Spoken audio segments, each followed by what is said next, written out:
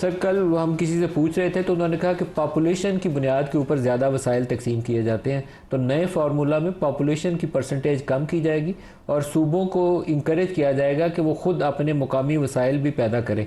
क्या ये बात सही है? देखिए, पॉपुलेशन को कंट्रोल करने के लिए इसके अलावा और आपके पास कोई ऑप्शन नहीं है। एक तरफ आप अपने कॉन्स्टिट्यूशन में इस चीज को इनकरेज कर रहे हैं और दूसरी तरफ जो है वो आप पॉपुलेशन प्लानिंग कर रहे हैं।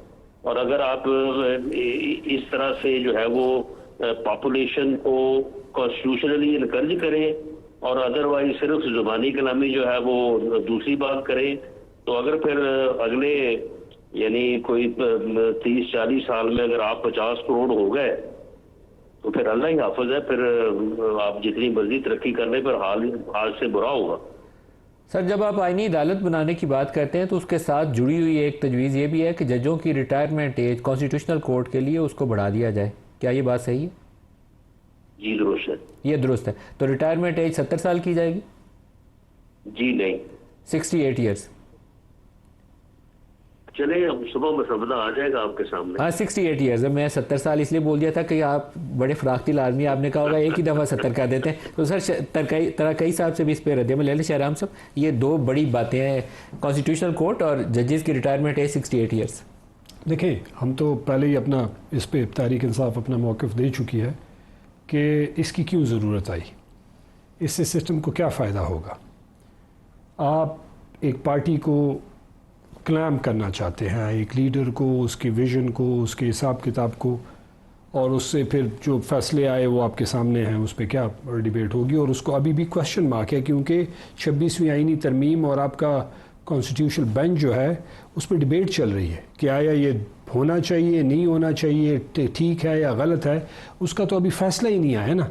आप एक और तरमीम लेके आ रहे हैं, तो राना साहब, इनकी पार्टी, इनकी हुकूमत लेके आ रही है, तो मेरे ख्याल से अखलाकी जवाब तो ये था कि पहले जो प्रोसेस चल रहा है उस तक वेट करते कि उस पर क्या डिसीजन सुप्रीम कोर्ट का आता है। दूसरी बात यह है कि जो जजेस की एज की बात है, मतलब इनके लिए आम लोगों को इससे क्या फ़ायदा है, सिस्टम को इससे क्या फ़ायदा है।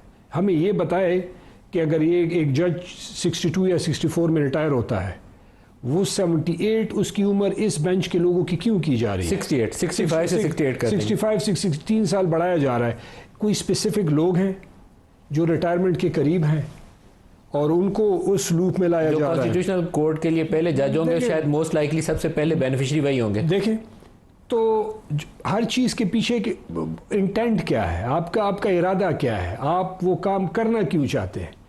अगर मैं ये बार बार कह रहा हूँ और हम सब कहते हैं कि ये जो होने जा रहा है, ये जो हो चुका है और होने जा रहा है, इसकी ये लोग सबसे ज़्यादा कीमत आज तो हम अदा कर रहे हैं, लेकिन फ्यूचर में शायद ये हमसे ज़्यादा कीमत अदा करें।